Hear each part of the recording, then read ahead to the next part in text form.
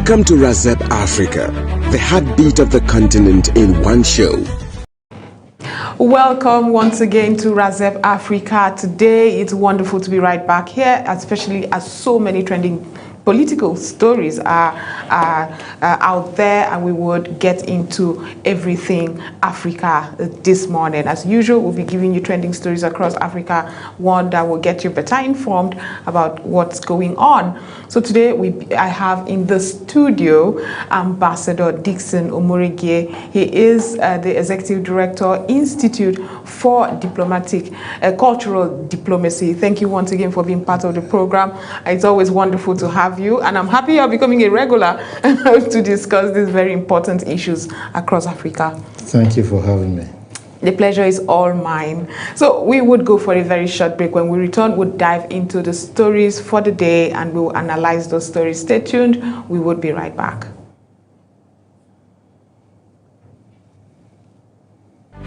Welcome to Razep Africa, the heartbeat of the continent in one show.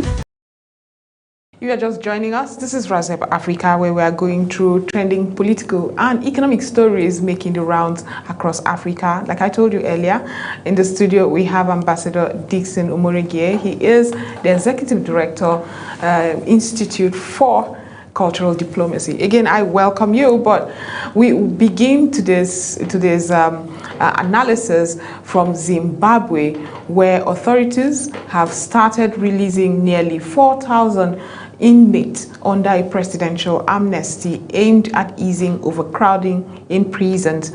Justice Minister Ziyambi confirmed that 3,978 beneficiaries began their release process on Monday, with a total of 4,305 inmates expected to benefit. Zimbabwe's prisons held just over 24,000 inmates in the second quarter of 2025. The amnesty excludes those convicted of serious crimes such as murder, robbery, and rape, as well as individuals charged under the Maintenance of Peace and Order Act. The announcement comes amid political tensions following cabinet approval constitutional amendment that could extend President Emerson Mnangagwa's term to 2030, a move critics have described as constitutional coup. Now, I read this story and thought, I wish this was Nigeria, where we also have overcrowding in our prison systems. And when you see, I remember recently when there was an amnesty list, when the president expressed his prerogative of power, a lot of people questioned the list because of the individuals who were part of the list. But this is a good move, decongesting the crowded prisons.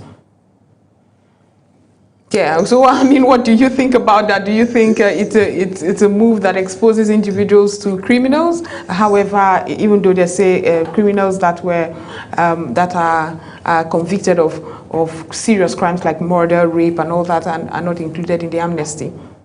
Yeah, thank you once again. When you hear news like this, we call it news of minors. Insane environment. How can you say that you have accumulated inmates to the tune of 4,000, you want to start decongesting them? What happens? It simply means that those in authority has not been functioning well, has not acted well. That's why you have such a cumulative number of inmates. And if you are talking about this amnesty, you discover that those that are being given the amnesty are not the real culprits. The real bigger boys who are thieves and rogues, they are roaming the street. Unfortunately. Unfortunately. So if you look at the history of these guys now, some stole phone, some stole yam, Exactly. some stole food, and in a sane society, those are not supposed to be in prisons in the first place. Exactly. So if the justice system worked. So those people that could have actually required amnesty are not in prison. Those are the people that are held the economy captive. Those who are held the country hostage. However, also setting these people free. These politicians, they are arming them. They are going to use them as political tools. And there are many of them also that maybe they were there because of the violence caused by the same politicians. Exactly. Some are also there, as I've said, minor offenses. And anybody who has gained such amnesty becomes a tool for the government, becomes tool for the leaders, because they will say they granted them amnesty. So they feel some sort of allegiance obligated to them.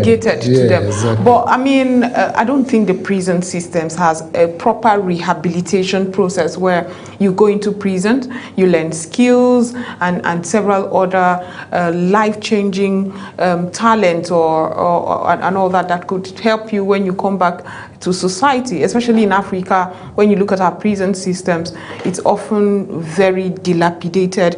You come back toughened instead of rehabilitated, which was the entire reason we had prison systems in the first place.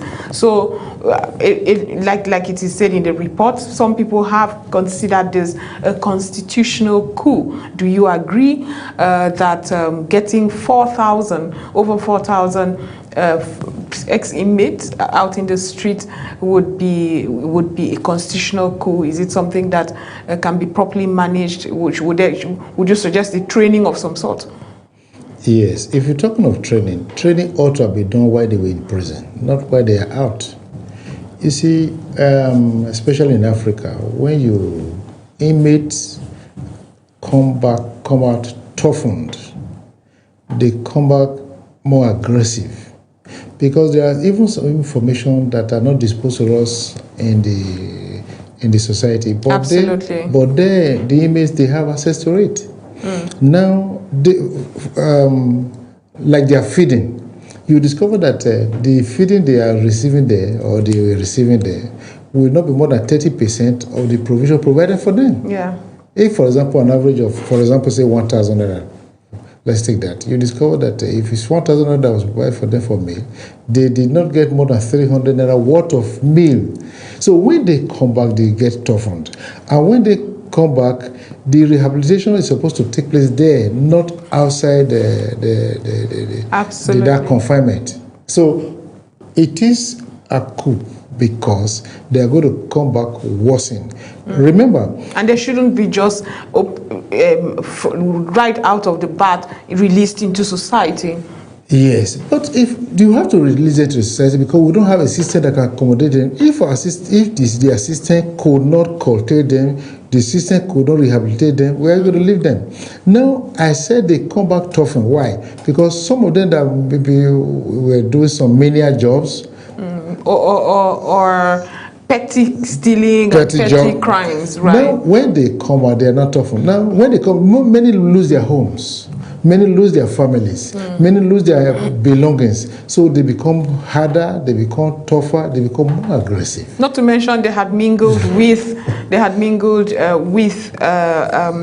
these individuals who had committed even tougher crime. But that exposes what the U.S. has. The U.S., for instance, and other organizations, other countries rather across the world have other ways you could have your restitution to society. You commit a petty crime, they give you a community service. You are asked to volunteer to clean the street and all those community service that does not necessarily enroll you in the prison system just because of a petty crime. So is it something we should adopt so that we do not have considering the population of Zimbabwe, 24,000 prisoners is a lot. So is it something we should imbibe here in Africa, where not every little crime, you kill it, you steal your neighbor's chicken, you are convicted? We saw several very unfortunate stories like that, where a young boy was accused of, I think, stealing a chicken, literally in Nigeria, and he had to spend several years, 13 years in prison. And it was only when civil society called out and all of that he was released. But how can we, moving forward, have this community service as a way of penance of some sort?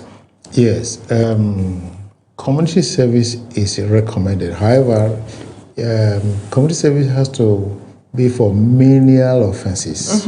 Menial offenses, which is good. And I remember while we were very young then, if we are talking about this community service or community exposure, it helps. For example, if you stole meat then in our environment when we were growing up, your parents will just take part of the meat, piece of the meat and tie it on your neck. And they ask you to begin to dance. So you see that the shame is... You will not do it again. The shame is far more than being in prison for 1 year or 2 years. Absolutely. And don't also forget, one of the reasons that has made this image to grow there is what we call a status symbol. Some people say, I'm going to jail you. Yes. They want to show their strength, their power. We've had a lot of that. And even when the offense are supposed to be menial, they sometimes no offense. No offense. Sometimes no offense. They just dump them there. Yeah. Some maybe for wandering. I read one of the cases here. They were driving in the night and they were arrested and they spent so many years in a remand home. Absolutely. Without their matters being mentioned. Yeah. So status symbol, you want to pass your power, you want to let people know that you have power, you have connection. So it also contributes to it. So absolutely. If you are talking of a community service, it's very, very good. And why the community service is going on, they should be publicized. Yeah, the truth is, I know we try it once in a while. I think there was a celebrity who was caught spraying money and was sent to community service and all of that. Yes. However, I think the problem now is, do we have correctional facility or correctional staff who would monitor it? Because the whole point is you need to monitor. You need to have supervisors who says, check for the day you did this and did that and did that. But we have several other stories. We'll go for another quick break. When we return, we would still delve into stories that are making the rounds across Africa. Stay with us. We'll be right back. Welcome to Razep Africa, the heartbeat of the continent in one show. Here, we celebrate Africa not as a headline, but as a home full of ideas, courage, flavor, and future. This is where we talk about everything Africa. The politics that shape our nations, the innovations that shift our economies, the culture that colors our lives, the challenges we face with honesty, and the victories we are building one story at a time. On this show, no topic is swept aside. We are unfiltered and we are intentional. We bring you experts from across the continent and the world. Voices that know, voices that live the African experience, voices that are shaping the next chapter of our story. Let your spirit rise. We don't just tell Africa's story, we own it. Join Joy Asonye on Razep Africa, Monday to Friday at 11 a.m. to 12 noon on Global Television.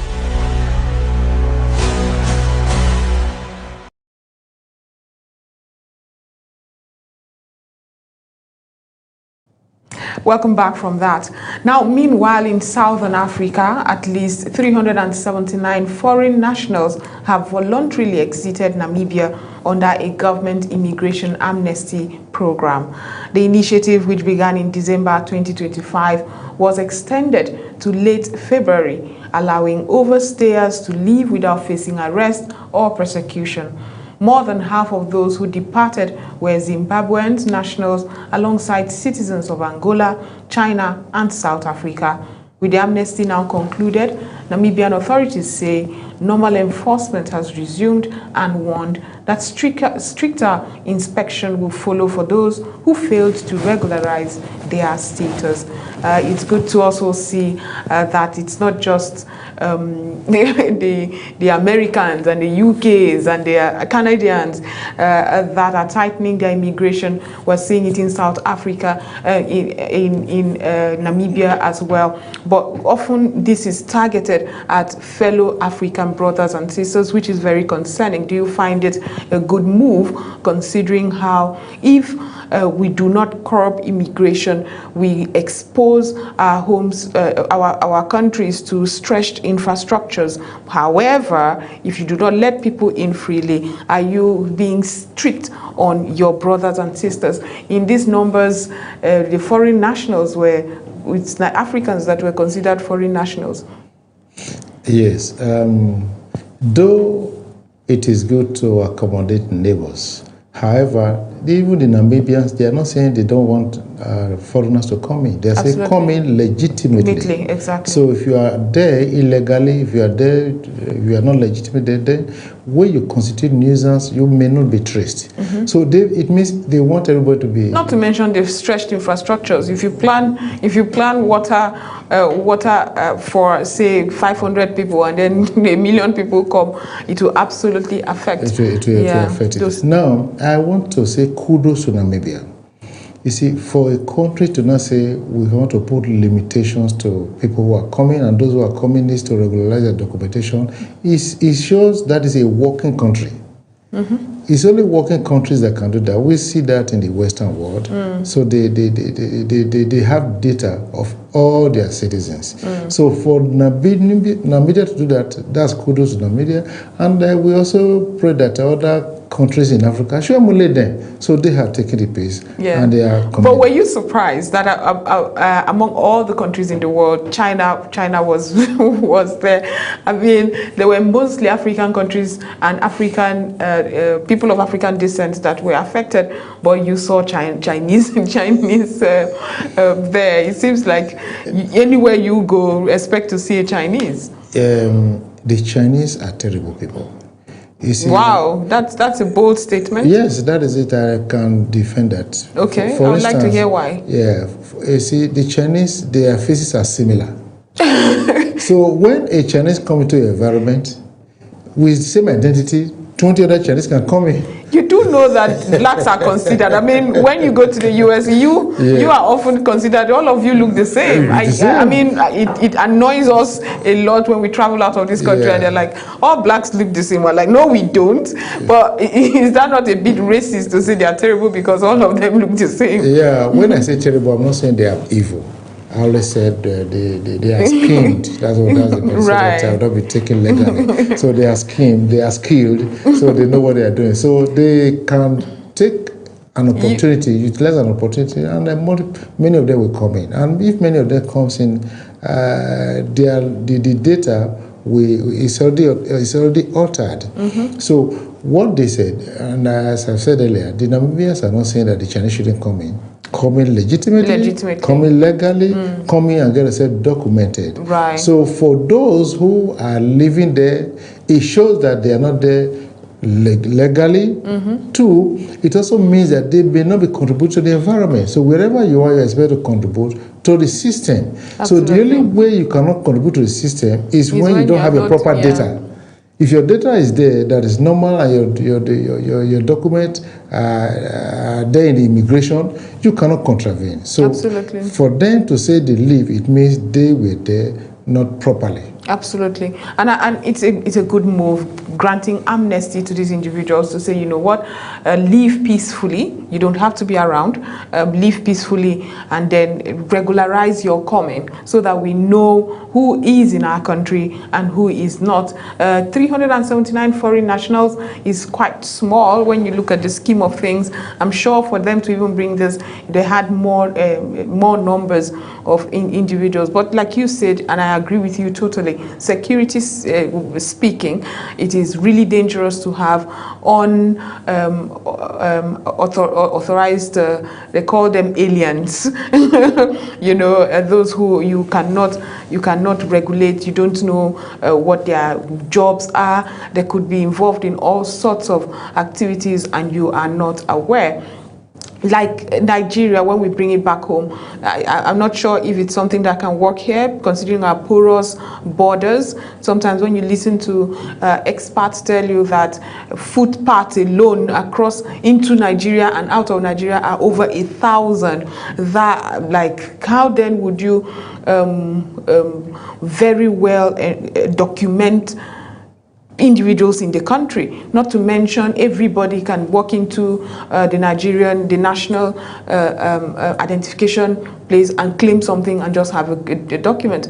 So how do we do it back here? Because we are seeing the consequences of it in crime. Yes. Before we come back here, granting them amnesty it shows that they have conscience. They don't want their bad matter to become worse. That's why they granted them, because they are not, because their situation was already bad because they were there illegally. So if they did not grant them that amnesty, they want to take on them. It will make their situation worse. Absolutely. So granted amnesty shows that they have, and they had a timeline. Yes, shows that they consider aliens. It also shows that they are compassionate, which is good. But here in our environment, you see, everything, most things here, I don't want to say everything, most things here are not in order. And that's why we have several routes that can take you to Nigeria, apart from the conventional road, several paths that can take you to Nigeria. So you can just get ready, those living in our neighboring countries, you can just get ready in the morning, just carry your load, put it on your head, and just stroll into Nigeria. Nobody knows you came in. Nobody knows where you're. Yeah. So border control is very, very important. So any country who wants to secure her citizens, any country who wants to care for our citizens has to take that border control seriously. And those in border control, I think those are immigration and custom and all that. They should be activated. They should be reactivated. They should be updated. However, they should be retrained and ensure that things goes well. However, I've always said in a working environment, one of those things that makes our borders to be porous is that people you deploy to go and protect borders. Okay, that's a very important one. People you deploy to go and man our borders. Well, so for this national television, most of them today, their salary is less than 150,000. Some are even less than 100,000. They have wife and children. They pay for house. They train their children in school. How do you do that?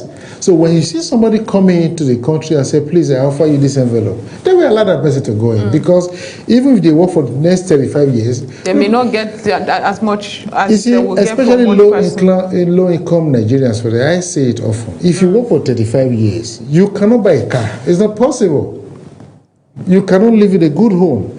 In our environment today, if somebody will offer you a car, say we just dash you. You can't maintain it. Maintenance is very, very far. True. You can't fuel it with your more salary that from Abuja to your home village and bring you back. Your salary cannot fuel that car. You didn't buy the car. Somebody just offered you the car. Say, please have this car. Your own salary, most people here today, their salary, which is less than 100,000, cannot fuel their vehicles and bring them to work with vehicles, yeah. And meanwhile, unfortunately, while still discussing this, you would think that the public transport system is so structured that there is an option, and yet we can see the collapse in the public system. I'm seeing in Abuja, it is largely a bit better. When you get to certain parts of the country, you see people stand waiting for buses, waiting just to move around, and they are exposed to all sorts of other crimes.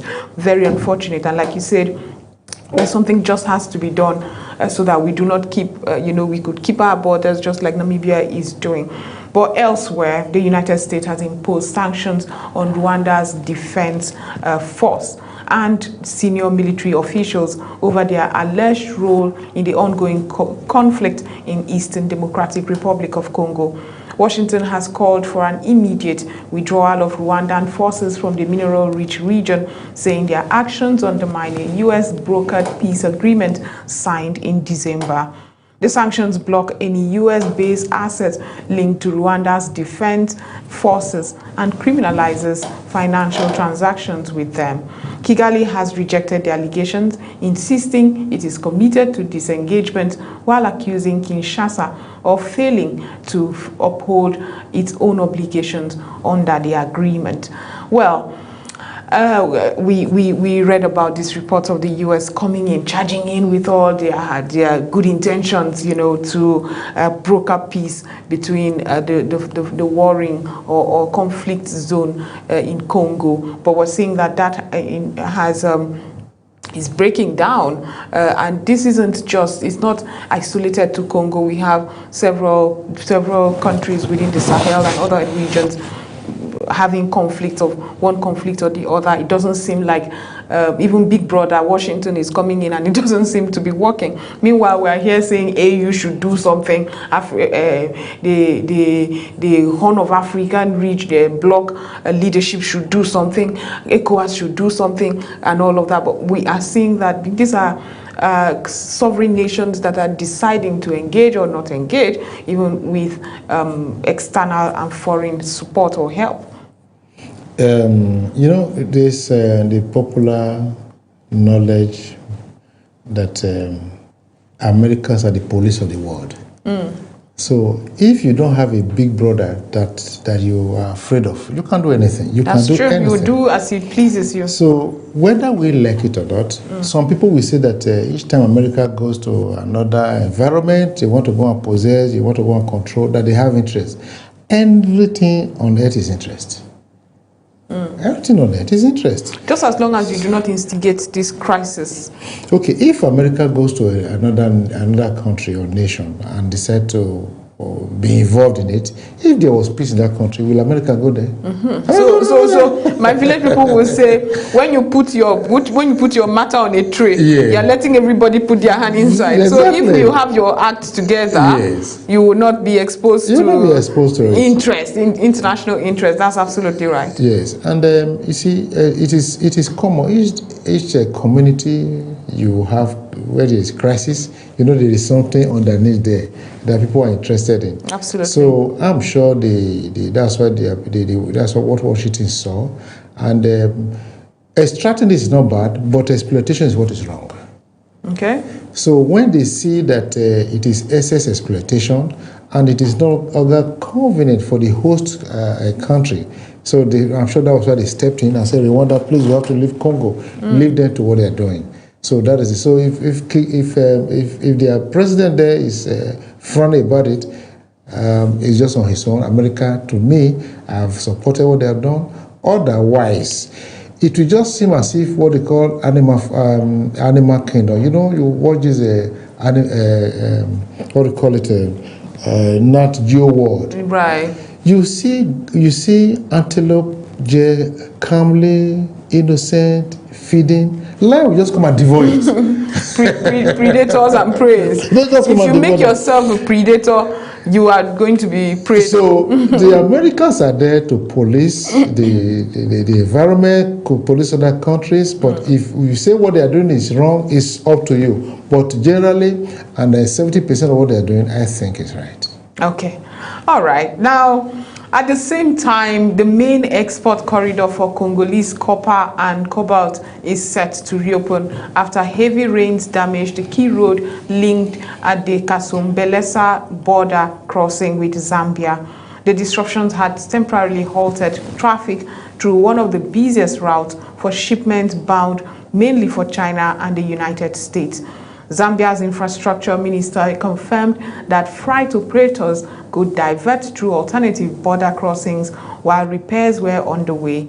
Congo remains Africa's largest copper producer and the world's dominant cobalt supplier, making the corridor critical to global battery mineral supply chains. It's only when we read stories like this that it occurs to you that we're not joking when we talk about how rich Africa is in minerals. Cobalt and copper and lithium, one of the reasons why Africa would always remain the sought-after continent by what you call the police of the world, and it's unfortunate that they've been complaining about disruptions from that corridor. I just hope that it's settled easily and fast so that there will be seamless movement and access. Yes, there is something that's so interesting here. The authority created alternative. So when there's an alternative, it simply means these are countries that has concern. Right. So when there's an alternative, it simply means that the disruption will not be too long.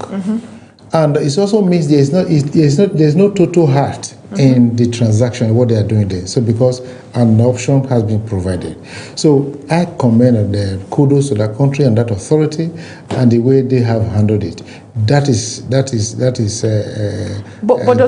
does it surprise you that we're talking about Congo that is wrought in so much conflict, but when it comes to the passage of natural minerals, copper, cobalt, we are talking about a quick alternative, but we still have not settled the conflict that's going on in Congo. It's quite unfortunate that in spite of the conflict, and of course, you know what conflict does to economies of nations. First of all, your resources would be priced lower. Second of all, the country might not even be benefiting as much from these natural resources that they have, because it's a free fall. Everyone who has access will do as it pleases them. There's so many reasons why countries must not accept conflict. However, do you notice how, in spite of how conflicted Congo is, when it comes to the movement of the natural resources, we're quick to look for alternatives so that it does not disrupt movement and logistics. Yes, once again, the reason why there's quick solution is interest. Of course. The interest remains that those in authority, those are the first beneficiary or benefactor of that product. So if there is no alternative, they will no longer be benefiting. Now look at it. Whenever there is crisis in communities, there are people that benefit. So if there is peace today in Congo, there are some people who are benefiting and that will no longer be benefiting. Absolutely, I agree with you. I agree with you. And possibly... Because now there will be regulations. If there's peace, the government will structure everything and there will be regulations. I agree with you. Possibly... people today that are creating immediate alternative that represent the interests of the people that allegedly be alternative will no longer be benefiting. Things will not be orderly. It will not be channeled properly to government coffer, and then it will not be used accordingly for the development of the community or for the country.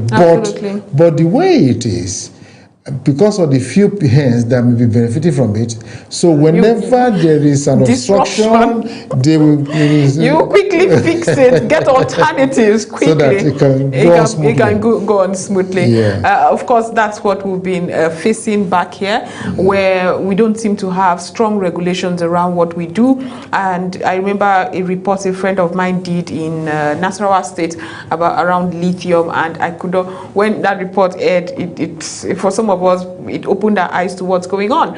So these foreign nationals do not even have proper documentation to be in the country. That's first of all, or even having the license to do what they are doing. They're just ennoble artisanal miners, and then have law enforcement guide them. So that should the community, because what often happens is they go to a piece of land, it has what they need, they talk to the village head who tries to, I mean, when I say talk, you know what I mean, I'm using the word really loosely, talk in several ways. The traditional head now tries to speak with the owner of that land. Sometimes the owner of the land has not even accepted for the ravaging of that land, but because the traditional ruler has said so, with the help of security, you are looking at your land being ravaged. This is not even your federal government. It's a foreigner that is in the country and doing as he pleases with the help of security agents. Security agents who at all times should provide security for not just Nigerians, but infrastructures within Nigeria. So much is within this conversation around mineral resources and how not regulated African governments are when it comes to our non-resources. So it's often a different conversation, and it hurts me because these are countries that when you look side by side, their development index, it doesn't show how much they're making from what God has given them. Yes, you see, you repeatedly use the word regulation. In a place where there is no sincerity, there cannot be regulation. Absolutely. So there will be regulation when there is sincerity. And sincerity in this regard has to come from the head of government. You see, our people says that you have eye at the head. It is when the head is having sight, the whole body will have sight. When the head is sincere, there will be regulation. Absolutely. Because when the head is not sincere, there will be no regulation. And when there's no regulation, everybody will you begin to, you pray or whatever you see. Absolutely. If you have mineral in your environment, you possess it, it becomes yours. Because there's no regulation. Whereas if there's regulation, it belongs to the government. It belongs to the government. And if you have access to any form of mineral in your environment, you did not report. It's a crime. It's a crime. But here it is no crime. Because when you do report, do you have any sort of compensation? Because that's often the problem. Do I have a long-term compensation? In other climes, you have stakes. They negotiate in stakes that for life. As long as exploration is going on in that land, you may not have 50%. You may not be able to negotiate as much as that, but you have some sort of stakes. You negotiate in that regard. But back here in the country, do we have those? And I know the Petroleum Act is different, where host communities are compensated in a certain way. That's a story for another day. But when it comes to other minerals, do people feel like they would have stakes? The government would understand that this is probably land that was funding their livelihood. Yes, if you're talking of stake here, in our climb, even if your old land is on where those resources are, somebody stronger than you will come and evict you.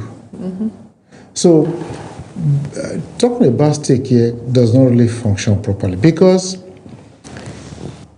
people who are not sincere, they are scouting for environment, for locations where these things are. Exactly. And when they get there, what do? At times, they just create offense, they create crime, they create what is wrong on the person. The person may not be in the prison, where people take over their land. Brazenly. There's no sincerity in our environment. It's unfortunate. It's just unfortunate. So when you are talking about maybe if you have stake in it, having stake in it is good. But even if there's going to be stake in it, there are people that will come and usurp that opportunity and drive that person away, chase that person away, and now begin to claim to be the owner of that location, of that environment. As we have seen in several instances, which is common. Yeah. So we're moving on from that story and go to West Africa, where ECOWAS has announced plans to deploy thousands of troops under its standby force to combat rising armed group activities across the region.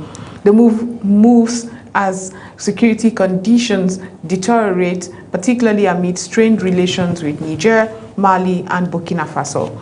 ECOWAS Secretary General Umar Traoré says the force will be deployed as soon as possible to secure borders, protect civilians, and support national militaries. However, tensions with the three Sahel states could complicate coordination efforts.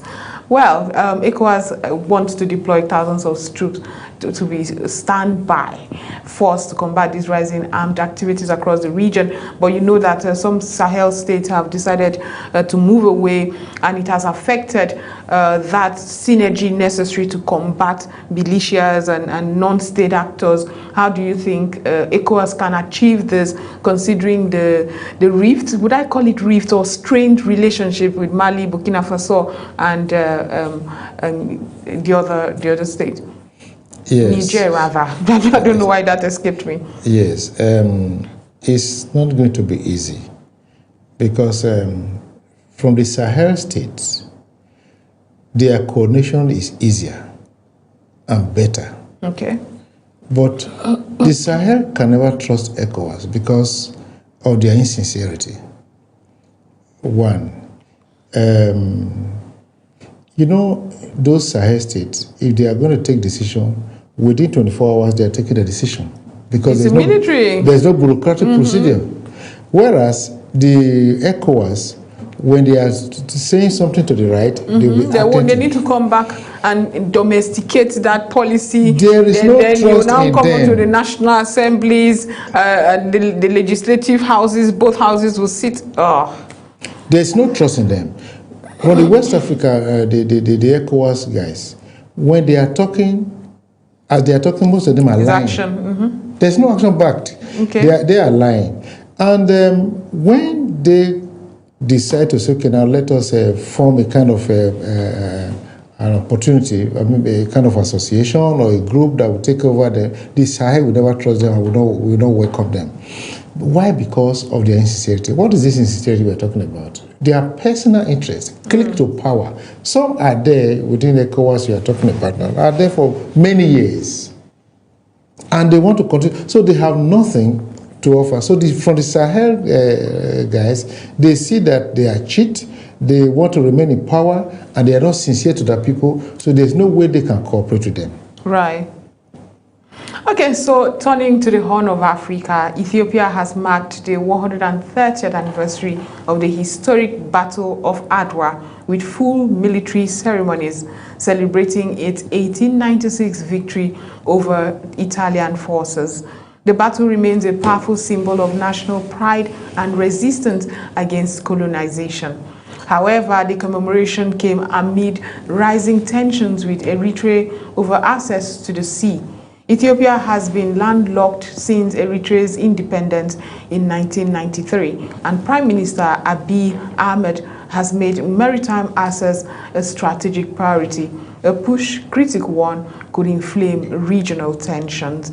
That's the regional tensions I was talking about. But it's good to when you go back to how the word of the Italians several years ago, it was quite as primitive as their weapons were. It was good to see Africans stand for and protect their lands and their people. It's always good to read that story over and over. And it's the Battle of Adwa is a lot of movies have been made, documenting how, as primitive as it is, they won people with sophisticated arms. Yes. You see, what needs to be deployed in these circumstances is diplomacy. That's where you come in. You see, the beauty of diplomacy is attaining peace through discussion, through dialogue. Just bottle of water around the table. Like you always say. Cola nut if you want to go far. Yes, alligator pepper. At the end of it, there will be solution. Compared to the kinetic, whatever the approach, where they will be forced, deployed, and little or no result. So the way for Ethiopia, there's no way diplomacy is You mean applied. Diplomacy now with Eritrea? With Eritrea. Okay. Then they become brothers, become neighbors. You see, your best brother is actually supposed to be your neighbor. Exactly. So when this comes in, they become, they have to, diplomacy has to come in.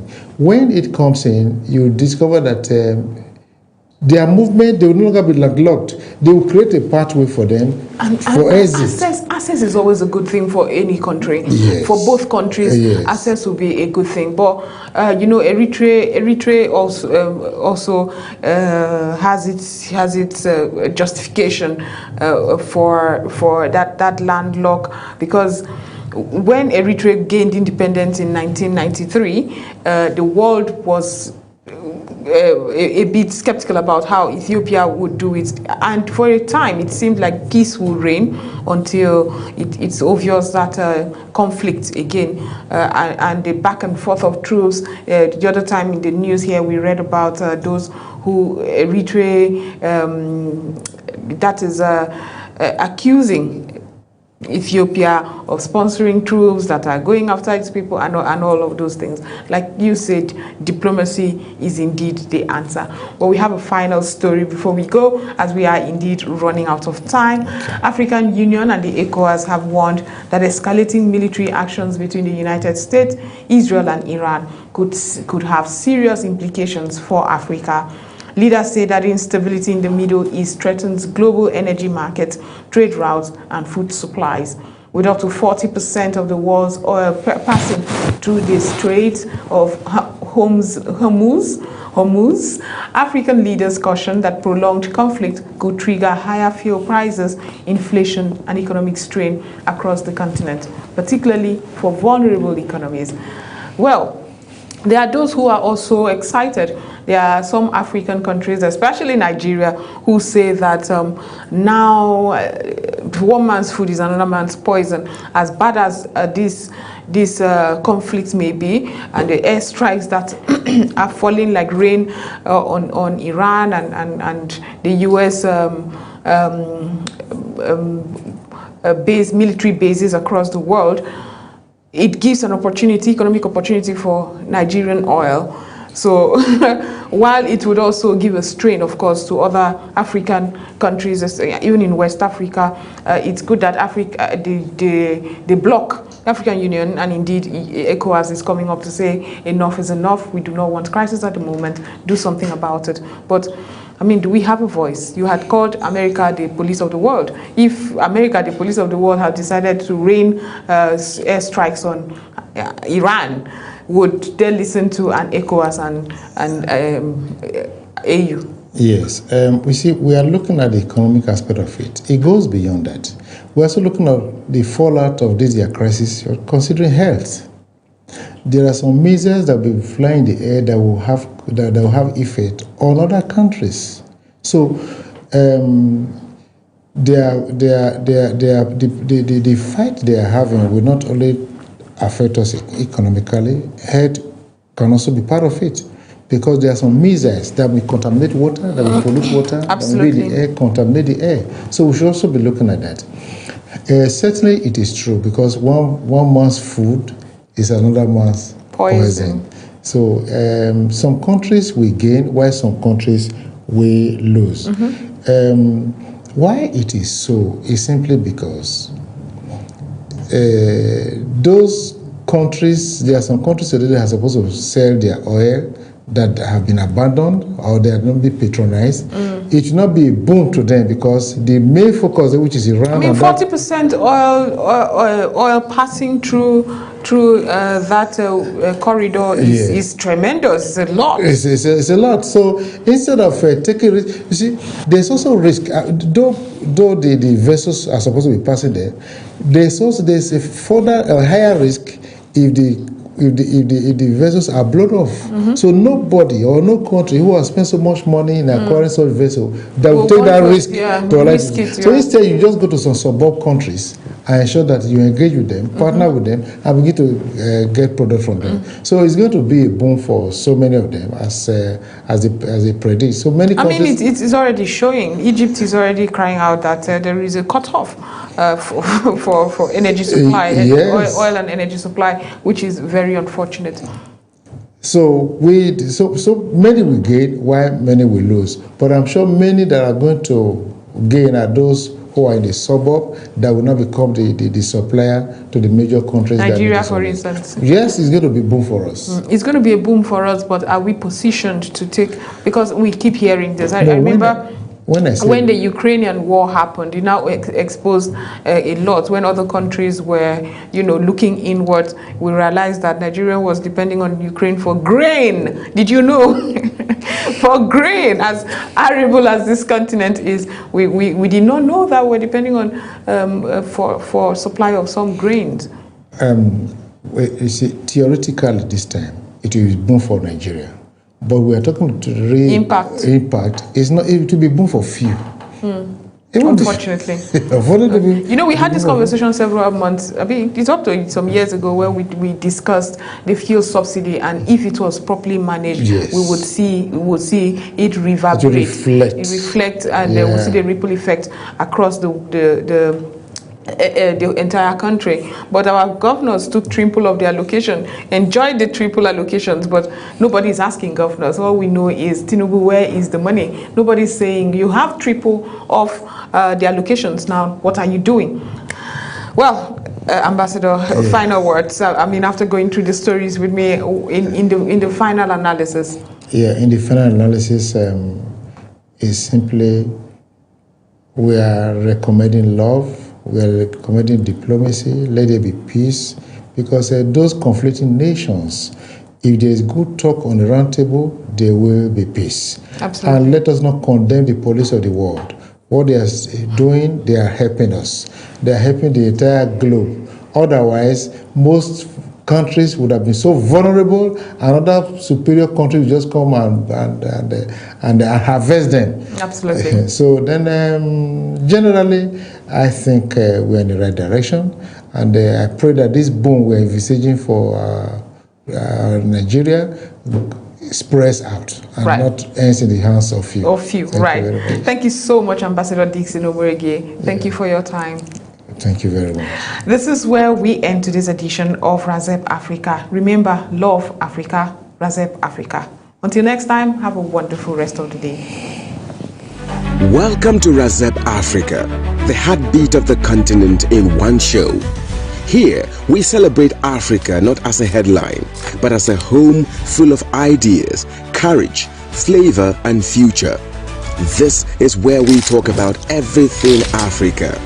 The politics that shape our nations, the innovations that shift our economies, the culture that colors our lives, the challenges we face with honesty, and the victories we are building one story at a time. On this show, no topic is swept aside. We are unfiltered and we are intentional. We bring you experts from across the continent and the world. Voices that know, voices that live the African experience, voices that are shaping the next chapter of our story. Let your spirit rise. We don't just tell Africa's story, we own it. Join Joy Asonye on Razep Africa, Monday to Friday at 11 a.m. to 12 noon on Global Television.